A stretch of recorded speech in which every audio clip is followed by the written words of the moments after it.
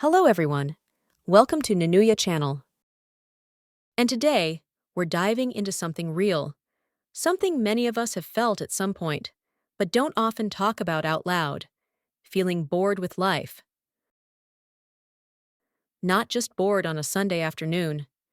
I mean that heavy, stuck feeling, that every day feels the same mood, the kind of boredom that doesn't go away with a movie or a scroll through your phone. So, what can we do when we feel like this? First, let's talk about it. Feeling bored with life can mean a lot of things. Maybe you feel stuck, burnt out, uninspired, or disconnected. Maybe life has become routine, and you don't see a clear purpose right now. That's not just boredom. It could be early signs of something deeper, like mild depression or existential anxiety. And that's okay to acknowledge. Here's a quick quote that resonated with me from author Brené Brown. "We are hardwired for connection. It's what gives purpose and meaning to our lives. If we're disconnected from that sense of meaning, boredom is just one of the signals." Sometimes we blame ourselves for these feelings, but boredom can actually be your brain's way of signaling that you need change, growth, challenge, or connection. A therapist once told me that emotional numbness isn't laziness or failure, it's a protective state. When we feel emotionally flat or bored, it might be because our mind is trying to avoid deeper pain or confusion. That was a game changer for me. And here's a clinical note. Research has shown that chronic boredom is linked with poor mental health outcomes if left unaddressed. It's important to treat boredom seriously, not as a character flaw, but as a valid emotional signal. Let me share something from Keith, one of our longtime listeners. He wrote, "I can totally relate to the I don't want to do anything, but I also don't want to not do anything feeling. I used to feel that way when I was clinically depressed. They put me on various SSRI antidepressants, but they didn't help that much, and I hated the side effects. Constant dry mouth, vivid nightmares, brain fog, sexual dysfunction. So I quit taking them. By doing my best to gradually incorporate lifestyle strategies into my daily routine, never perfectly, mind you, my depression faded away, and then my anxiety too. Now I can say that for the past 13 years, I have not experienced any episodes of clinical depression or anxiety without any medication or therapy of any kind, and I consider myself cured of these conditions, as long as I continue to take my medicine." Keith's story reminds us that boredom or emotional stagnation might be an entry point to deeper healing. Change doesn't happen all at once, but small, steady shifts can make a life-altering difference. When life feels boring, curiosity can be the antidote. Ask yourself, what are some things you've never done but always wanted to try? What did you love as a child or teenager that you've let go of? I remember a listener once messaged me, saying they rediscovered their love for painting in their 30s. They hadn't held a paintbrush since school, but it helped them reconnect with a creative part of themselves that had gone dormant. It didn't fix everything, but it gave them something to look forward to again. This could be learning a new skill or hobby, volunteering, or joining a community group, traveling somewhere new, even if it's just a new coffee shop across town. You don't need a massive life overhaul. Start small. Curiosity doesn't demand you to be great, only to be open. Neuroscience shows that novelty stimulates dopamine, the feel-good chemical in your brain.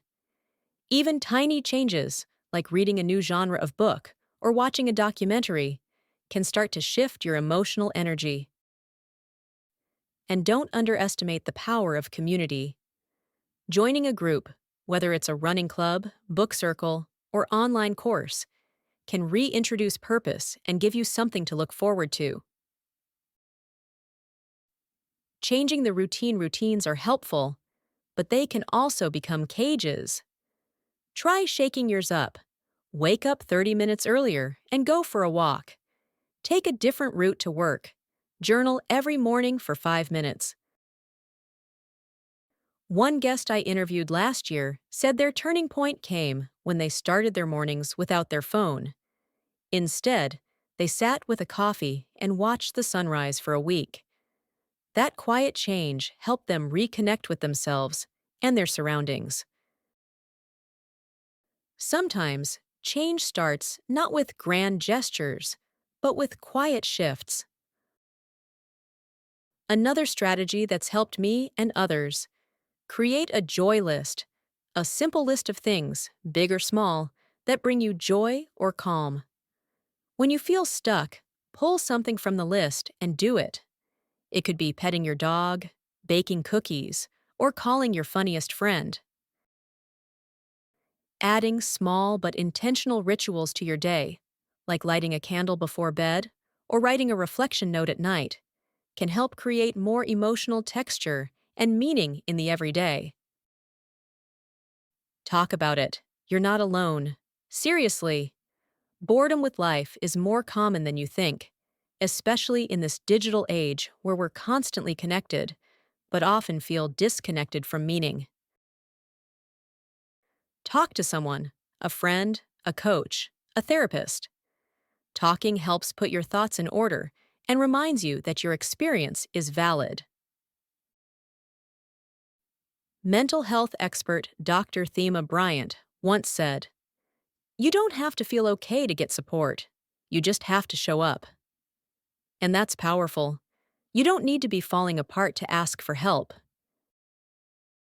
If you're feeling overwhelmed and unsure where to turn, try visiting mentalhealth.gov, BetterHelp Talkspace, local hotlines, or crisis support centers.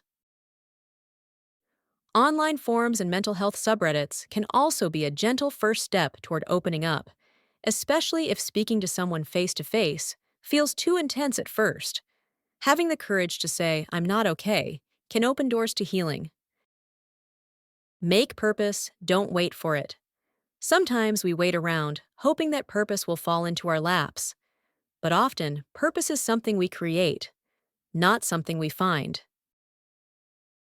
Try this. Every day, do one thing that makes life feel meaningful. Maybe it's helping someone, expressing yourself creatively, or learning something new. Tiny actions, done consistently, can build a life that feels worth waking up to. One listener once told me how they started writing one gratitude note a day, just one sentence about something they were thankful for. After 30 days, they realized how much beauty they'd overlooked before. Another listener said they began mentoring a high school student once a week. They were shocked at how purposeful it made them feel. Sometimes giving your time and care to someone else helps reconnect you to your own value. You might not have all the answers now, and that's okay. Purpose can be as simple as contributing, learning, or loving. It evolves as you do. SAS. If you're feeling bored of life, I see you. I've been there. But that boredom might just be the beginning of something, a signal that you're ready for a shift. Listen to it. You're not broken. You're human. And that spark of curiosity, of courage, it's still in you. Let me leave you with a few wise words. Boredom is not the absence of meaning. It's the call to create it. Feeling stuck isn't failure. It's the soul's whisper that something needs to change.